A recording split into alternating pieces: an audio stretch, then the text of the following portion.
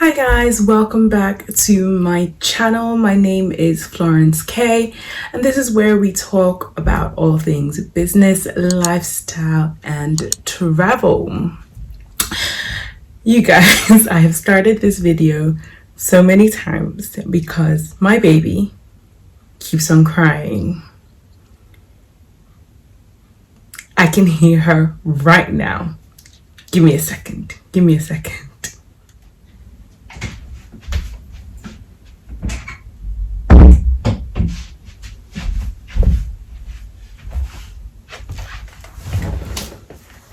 Okay, it seems like we're gonna have to do this together.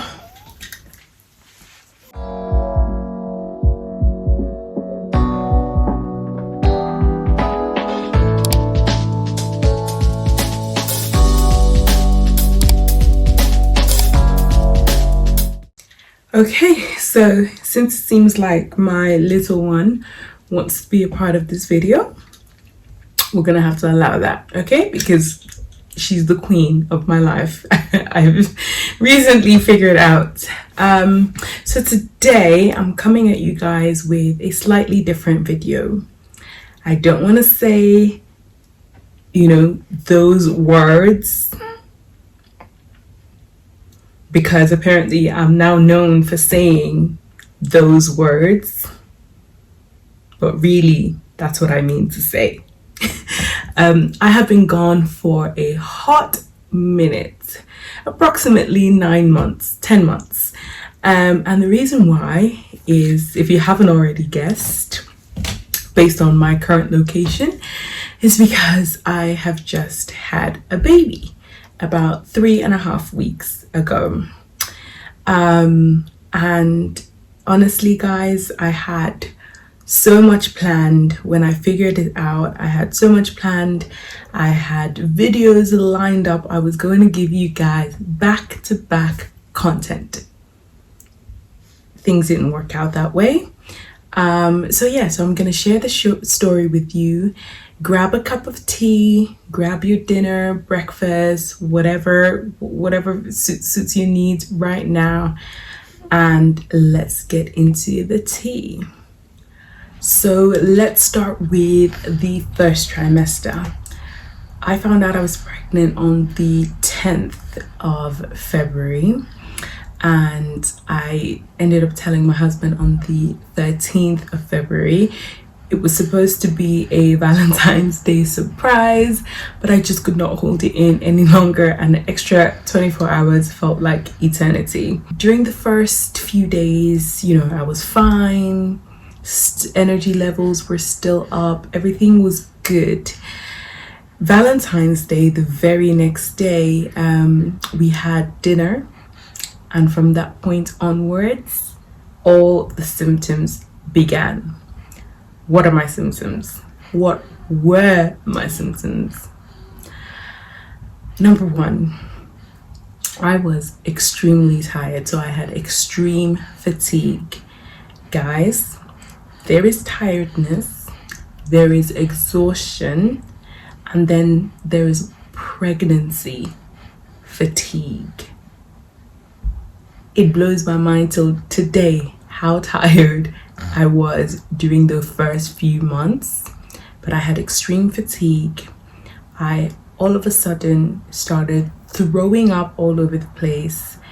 I had the worst habit of spitting. In the first few days, it was one symptom that I prayed, Lord, I did not want to have, and that was spitting. Such a nasty habit, but I couldn't help it. Here I was spitting, and this was the symptom that stuck with me up until the very end of pregnancy. Disgusting. Anyway, so I had extreme fatigue. I was vomiting. I was spitting. I had terrible appetite. I ended up losing weight and ended up having to go to the hospital due to weight loss, just for checkups and things like that, because I just could not keep any food down. Every smell was offensive. Every food tasted like gunk to me, okay? So it was impossible for me to grow a tiny human and not eat and then lose weight at the same time. So that was worrying, but eventually we got over that in terms of the weight loss, but I was still vomiting. I was still unwell basically throughout the pregnancy. So when things really started to take an awkward turn was halfway through my second trimester. It was the weekend of the 6th of June. For reference, it was that same weekend that I posted my pregnancy announcement on Instagram. The Friday of that weekend, I was working. I've just moved into a new house, so I hadn't yet set up an office. So I was basically working from my couch. And I remember just getting weird pains in like my lower back, in my pelvic area, sharp pains. And at the time I thought, oh, you know, this couch has probably mashed up my back at this point. So I need to get a desk. Throughout the day that Friday, it started to intensify. It started to get worse. I didn't know what to do. I called into the hospital and they said, you know, take paracetamol. In my head, I'm thinking, paracetamol, okay, let's give it a go. I took paracetamol. It worked for about 2 hours at a time. Obviously, we all know you're limited to the amount of paracetamol you can take, let alone with being pregnant. So for the rest of the time, I just had to suffer through it. The Saturday came and the same thing. I was taking paracetamol where I can and then just enjoying a couple of hours of relief while it worked, and then back to pain. And every time the pain was getting worse. By early hours on the Sunday morning, I could barely get out of bed. The pain was so strong. I was worried for my baby. I was worried for my health. I didn't understand. I'd never felt anything like it in my life. So at this point I said, okay, we definitely need to go into the hospital. We need to go to A&E and we need to go now. So I woke my husband up, we packed a bag and we went into the hospital. When I got there, I thought it was just going to be a, you know, give me some antibiotics, you know, whatever drugs I need to stop the pain. It was very naive of me, but that's basically what I thought. And then let me be on my merry way because I had work the next day. When I got there, I was in a hospital bay. I was in a bed already. And, you know, they ran a few tests. Things were taking just way longer than necessary. But in my head, I was thinking, oh, you know, definitely by nighttime, I was going to be back home in my own bed. We ended up spending the entire Sunday in hospital. In fact, we ended up spending the entire week in hospital. When they ran their tests, they came back and said, oh, it seems like you've got a kidney infection and that would explain the pain. So we need to put you on antibiotics and monitor you for a couple of days and see how your body reacts to it. And hopefully that would clear the infection. So annoyingly, I'm like, oh, you know what? I hate hospitals. I don't even have any hospital history. I don't stay in hospitals. I don't get sick. Obviously, because of my baby. I was like, okay, cool, let's stay. We're gonna stay for 48 hours was the initial forecast of how long I would probably need to stay. Now, I forgot to mention the cause of the kidney infection was because my little princess here decided that that was the most comfortable position that there was in my body. So basically the uterus was pressing on the kidney and that was causing the ureters that come down from the kidney to be curved rather than their normal straight position. And when they're curved that way, basically liquid can get trapped in the curves. And the normal position is when they are straight, is liquid can basically go through a lot easier. So fluid that was getting trapped in the kinks was now getting infected. That's how the infection came about, and that is how I ended up in that much pain in a short amount of time.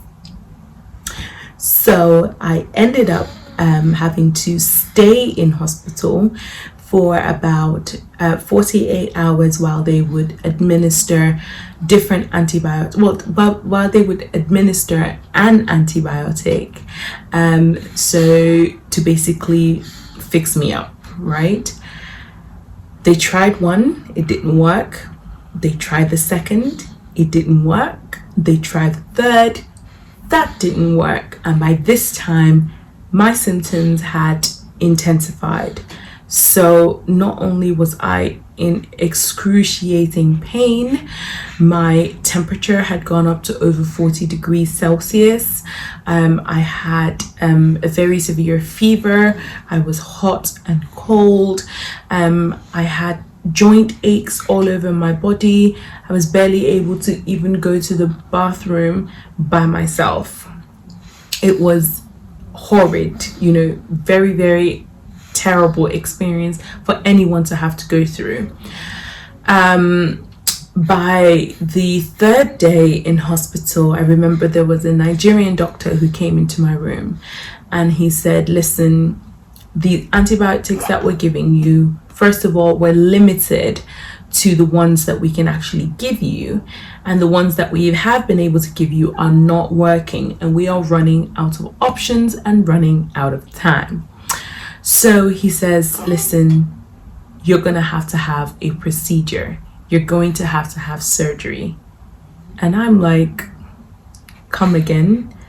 I came in here thinking I just wanted to get antibiotics, medication, something, and then go back home on my merry way. Now you're telling me I'm going to have surgery? And obviously my instinct was like, no, I don't want to do that. Obviously that was out of fear and not a lot of information, to be fair. And he says, listen, we have to save you. And the way he said it just made, there was just a sinking feeling at the bottom of my stomach. And I was like, what do you mean save me? Like, am I dying? Is everything okay with my baby? What is going on? What is going on? Here she is, squeaking again. What is going on? And he just basically said, you're going to have the surgery, and you're going to have the surgery first thing in the morning. So I was like, okay. I was crying a lot, praying and wondering how I got into that position. The surgery that I ended up having is called a nephrostomy. And it is a procedure where they basically insert a tube from your lower back, because that's the closest position, that's the closest place to your kidney, into your body and then into your kidneys. And what the tube is supposed to do is catch all the fluid that's supposed to pass through the ureters, like I told you guys, and then it would then pass through the tube and come out of your body into a nephrostomy bag. I wish I had a bag to show to you guys, but at the moment I do not. But I will try to insert clips. I will insert the clips, but please be aware that if you're queasy or anything like that, don't watch it. Don't watch it. In fact, click off the video right now. It's not too bad, but just a disclaimer anyway. So I had the nephrostomy done. I had it on local anesthetic because I couldn't have general, which meant that I was awake. I couldn't have general because I was pregnant. meant that I was awake, and local anesthetic will numb your skin, okay? It will numb your surface area, but it will not numb the inside of your body. So while I lay there awake, crying and praying to God, like, why? I'm just praying for my baby to be safe in general.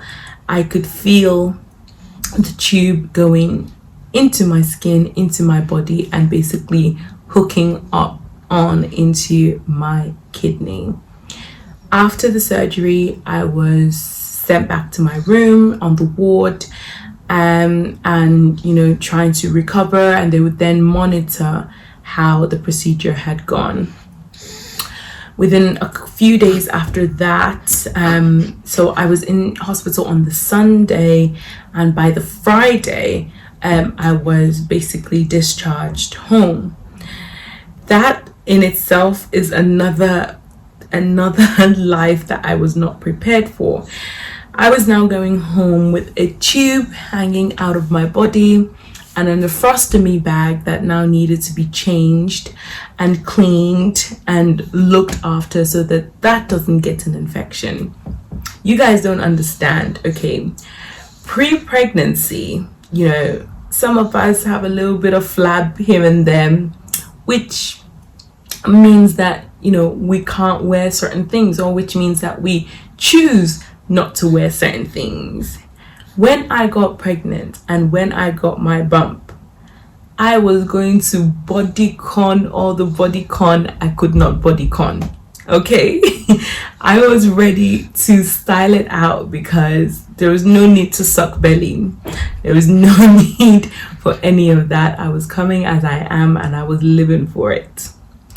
Now I have got a tube sticking out of my body. I've got a bag full of urine and other bodily fluids that are on my body 24/7 that I now need to hide. I won't lie, I got very good at hiding it because a lot of people were not aware of this situation. But it was just how life changed so drastically for me that I couldn't really comprehend. I was fine one day, and then within a week, I felt like I was a patient. I felt like I was dying. I felt ill, and it was not a feeling that I particularly enjoyed or that anyone would enjoy. So it was this new lifestyle that I just couldn't comprehend, how I had gotten into this position, how all of a sudden my life had changed and I couldn't do the things that I used to be able to do. I couldn't wear the things that I used to be able to wear. My energy was just not the same. I had to, just protect myself a little bit more. I couldn't comprehend it, and I won't lie to you guys, it really hit my faith a lot. I was affected emotionally, physically, mentally, spiritually. It was insane. It really hit my faith a lot because I thought,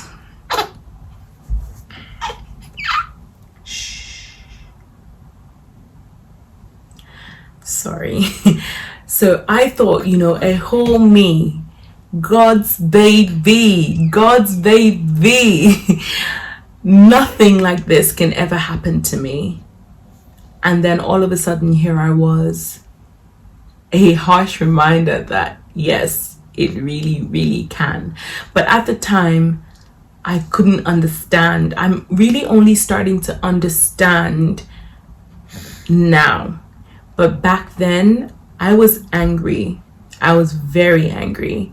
I was angry at the world. I was angry at God because I thought, how could you allow that to happen to me?